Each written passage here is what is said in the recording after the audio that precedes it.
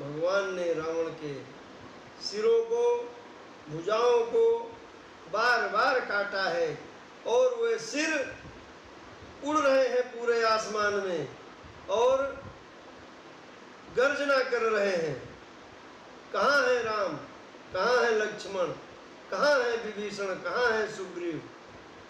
कहाँ लक्ष्मण सुग्रीव कपीसा, कहाँ रघुवीर कौशलाधीसा। ऐसी भयानक गर्जना सुन करके सभी वानर दल विचलित हो रहे हैं और गोस्वामी जी लिख रहे हैं, पुनि दस कंठ क्रोध हुई छाड़ी शक्ति प्रचंड, चली विभीषण सन्मुख मनहु काल कर दंड। काल के दंड के समान वह शक्ति चली है विभीषण की ओर।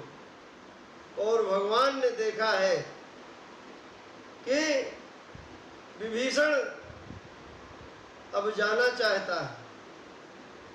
भगवान ने अपने प्रण को याद किया है कि मैंने इसे लंकेश होने का वचन दिया है और ये मर जाएगा। तुरत विभीषण पाछे मेला, विभीषण को पीछे धकेल दिया है भगवान ने और सन्मुख राम सहु सोई सेला। उस प्रचंड शक्ति को भगवान ने अपनी छाती पर ले लिया। विभीषण यह देख करके क्रुद्ध होकर के रावण से भिड़ जाता है। दोनों भाइयों में गदा युद्ध चल रहा है और भोलेनाथ जी कह रहे हैं पार्वती जी से, उमा विभीषण राम नहीं सन्मुख चितव की काऊ। ये भगवान राम का प्रभाव है कि जो विभीषण रावण के सामने आंख उठा करके बात नहीं कर सकता था, वह विभीषण रावण से भिड़ गया है। लेकिन विभीषण कितनी देर टिकता? विभीषण की स्थिति गंभीर हो रही है। हनुमान जी ने देखा है, हनुमान जी पर्वत लेकर के दौड़े हैं रावण की तरफ।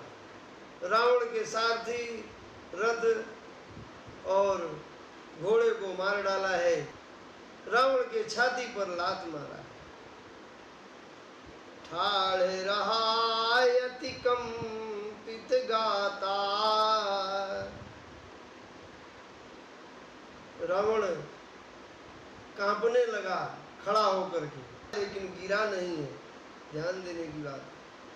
अतुलित बल धामम का चरण प्रहार छाती पर सह लिया है, अभी भी खड़ा है। ये रावण है, हल्के में रावण को नहीं लेना चाहिए। और पुनि रावण कपिहत उपचारी, फिर रावण ने हनुमान जी को मारा है और हनुमान जी आसमान में उड़ लिए, घूंसा लगा नहीं, बगल हो गए, उड़ लिए आसमान की तरफ। और जैसे ही उड़े हैं उसने हनुमान जी की पूंछ पकड़ ली है। अब हनुमान जी ऊपर और रावण नीचे। वायुसेना के फाइटर जहाज जब लड़ते हैं, डाग फाइट, बुल फाइट, इस तरीके की एक्सरसाइज होती है। इस समय दोनों योद्धा आसमान में हैं। बिल्कुल लाइव टेलीकास्ट है कि हनुमान जी ऊपर है, रावण नीचे है, पूंछ पकड़ के लटका है, हनुमान जी उड़ रहे हैं रावण समेत और आसमान में लड़ने लगे। गोस्वामी जी लिखे हैं कि गही सी पूंछ कपि सहित उड़ाना, पुनि फिर भिरेऊ प्रबल हनुमाना। जब पूंछ पकड़ के वो लटका है तो हनुमान जी से भिड़ कैसे गया? लिख रहे हैं गोस्वामी जी कि प्रबल हनुमान जी से वो भिड़ गया है। कैसे भिड़ा? पूंछ पकड़ के लटका है। जहां तक मैं समझ रहा हूं कि पूंछ को पकड़े हुए है और पकड़ करके ऐसे ऐसे करके चढ़ा होगा ऊपर और हनुमान जी से भिड़ गया होगा। और लरत आकाश जुगल समझोधा, एक ही एको हनत करी क्रोधा। आसमान में दोनों योद्धा एक दूसरे पर प्रहार कर रहे हैं। और गोस्वामी जी लिखे हैं, मानस मर्मज्ञों को पढ़ना चाहिए, कथा पंडाल में कथा वाचकों को पढ़ना चाहिए। रावण को जो हल्के में लोग निपटा देते हैं, हल्के में नहीं निपटाना चाहिए। इस चौपाई में बोल रहा हूं, बुद्धि बाल निश्चर परई न पार्यो, तब मारुत सूत प्रभु संभार्यो। इसका मतलब समझना चाहिए कि हनुमान जी बुद्धि और बल का पूरा प्रयोग कर लिए हैं और उसे गिरा नहीं पा रहे हैं। हनुमान जी अतुलित बल धामम है और ज्ञानिनाम अग्रगण्यम है। बल बुद्धि विद्या लोग इनसे मांगते हैं और ये उसको निपटा नहीं पा रहे हैं। तो रावण इतने हल्के में नहीं है जितने हल्के में कथावाचक निपटा देते हैं। और हनुमान जी ने जब देख लिया कि मेरी बुद्धि से मेरे बल से यह निपटना नहीं चाहता या निपट नहीं पाएगा, तब उन्होंने प्रभु का स्मरण किया है। संभारी श्री रघुवीर धीर पचारी कपि रावणु हन्यो। भगवान को याद करके हनुमान जी ने रावण को मारा है। मही परत पुनि उठी लरत देवन जुगल कहूँ जय जय कहो। मही परत पुनि उठी लरत, जमीन पर गिर पड़ते हैं। ऐसा नहीं कि रावण ही अकेला गिर रहा है, गोस्वामी जी ऐसा कहीं नहीं लिखे कि रावण अकेला गिर रहा है। मही परत पुनि उठी लरत, जमीन पर गिरते हैं और फिर लड़ते हैं। देवन जुगल कहूँ जय जय कहो। देवताओं ने दोनों का जय जयकार किया। हनुमान जी की विजय बोली है और रावण की विजय बोली है। इसीलिए मैं कहता हूँ कि रावण को इतने हल्के में निपटाना नहीं चाहिए। पढ़े लोग रामचरितमानस को। गोस्वामी जी रामचरितमानस लिखे हैं और अपने मर्यादा पुरुषोत्तम श्री राम को प्रभु मानते हुए उन्होंने प्रभु का यशगान किया है। रावण का यशगान करने के लिए उन्होंने रामचरितमानस नहीं लिखी है। लोगों को यह समझना पड़ेगा कि ये रामचरितमानस रावण के यशगान के लिए नहीं लिखी गई है, लेकिन रावण का जो चरित्र है उसको उन्होंने छुपाया भी नहीं है। और जिसको मेरे बाबा ने नहीं छुपाया है उसको मैं भी नहीं छुपाऊंगा। कथा पंडाल में बैठे कथावाचक छुपा जाए कोई दिक्कत नहीं है। हनुमंत संकट देखि मरकट भालु क्रोधातुर चले। हनुमान जी को संकट में देख करके भालू बंदर क्रुद्ध होकर के चल दिए। हनुमान जी संकट में आ रहे हैं, वो हनुमान जी जो बाल समय रवि भक्षली हो। समझना चाहिए लोगों को कि भालू बंदरों ने देखा है कि हनुमान जी संकट में पड़ गए हैं और भालू बंदर दौड़े हैं। और भालू बंदरों की क्या दुर्दशा की है उसने। रणमात रावण सकल सुभट प्रचंड भुज बलदल मले। रण में मत रावण जितने वानर गए थे ना, उनको ऐसे मुट्ठी में पकड़ पकड़ करके मसल डाल रहा था और बंदरों की हालत गंभीर हो गई है। तब रघुवीर पचारे धाये कीस प्रचंड।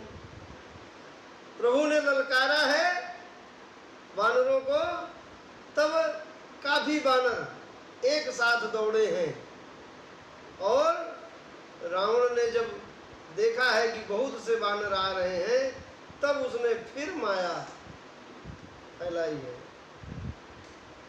अंतर्धान भयो क्षणेका, पुनि प्रगटे खल रूप अनेका। एक क्षण के लिए रावण अंतर ध्यान हुआ है और तमाम रावण प्रकट हो गए। जितने भालू वानर थे उतने रावण प्रकट हो गए। अब सोचिए, भालू बंदरों की स्थिति तो गंभीर हो ही गई थी। जो देवतागण आसमान से युद्ध देख रहे थे, तमाशा देखने आए थे। कहीं झगड़ा होने लगती है तो तमाशबीन कई इकट्ठा हो जाते हैं। ये तमाशबीन है देवतागणों के लिए। मैं तमाशबीन शब्द का प्रयोग करूंगा। डरे सकल सुर चले पराई, जय कयास तजहु अब भाई, सब सुर जीते। क्या बात कह रहे हैं देवता कि सब सुर जीते एक 10 कंधर, अब बाहु भये तकहु गिर कंधर। सभी देवताओं को तो एक रावण ने जीता था, और अब तो कई रावण हो गए हैं। अब कहीं खो गुफा ढूंढो, जाके छुपो, नहीं तो कल्याण नहीं है। और सब भाग गए हैं जितने थे। गोस्वामी जी साफ साफ लिखे हैं, रहे बिरंची शंभु मुनि ज्ञानी, जिन जिन प्रभु महिमा कछु जानी। रहे बिरंची शंभु मुनि ज्ञानी, सिर्फ भोलेनाथ और ब्रह्मा जी और कुछ ज्ञानी मुनियों को छोड़ करके बाकी सब देवता गए। देवताओं और वानरों की स्थिति देख करके भगवान हंसते हैं और उस माया को काटने के लिए एक बाण छोड़ते हैं और तुरंत सारी माया समाप्त हो जाती है। रावण एक देखी सुरहर से, भुज उठाई रघुपति कपि फेरे, फिरे एक एकन तब टेरे। हाथ उठा करके भगवान ने इशारा किया है बानरों का, आओ अब एक ही रह गया, परेशान मत हो। रावण ने देखा है कि जब मैंने अपनी माया फैलाई थी और कई रावण दिख रहे थे तो ये देवतागण भाग गए थे, और जब इन्होंने देख लिया कि मैं एक ही हूँ तो फिर वापस आ गए हैं और प्रभु की स्तुति कर रहे हैं, भगवान राम की स्तुति कर रहे हैं। तो रावण देवताओं से कहता है कि सठहु सदा तुम मोर मरायल। ये भोजपुरी शब्द है, बनारस में भी बोला जाता है मरायल। जो किसी को बार बार पीटता हो या जो किसी से बार बार पिटता हो, उसके लिए जो पीट रहा है, उसके लिए जो पिट रहा है वो मरायल कहलाता है। कि तुम तो लतखोर, इसके लिए एक शब्द है लतखोर, जो बार बार पिटता है और फिर वही काम करता है, उसे लतखोर कहते हैं। तो ये लतखोर शब्द का प्रयोग कर रहा है। गोस्वामी जी ने भोजपुरी में मरायल शब्द जरूर लिख दिया है, लेकिन मेरी जो समझ में आ रहा है कि वो कह रहा है रावण कि तुम लतखोर हो, और क्रुद्ध होकर के वो इधर छोड़ दिया, राम जी से लड़ना छोड़ दिया। अस कही कोपी गगन पर धायल, आसमान की ओर दौड़ा गया, पहले तुम्हीं से निपट लो। इसीलिए कभी भी इधर में और उधर में नहीं रहना चाहिए, एक ही तरफ रहना चाहिए। ये जब देख रहे हैं कि राम जी भारी पड़ रहे हैं तो आकर के खड़े हो जा रहे हैं तमाशा देखने के लिए। जब देख रहा है कि रावण भारी पड़ रहा है तो भाग रहे हैं। दौड़ा लिया है देवताओं को, हाहाकार करते हुए देवतागण भागे हैं। रावण कह रहा है कहाँ भागोगे भैया, मेरे सामने तुम कब तक भागोगे, कहाँ तक भागोगे। देखी विकल सूर अंगद धायो, कूदी चरण गाही भूमि पर आयो। अंगद ने देखा है तो जा करके रावण का पैर पकड़ लिया है और उठा करके जमीन पर गिरा दिया।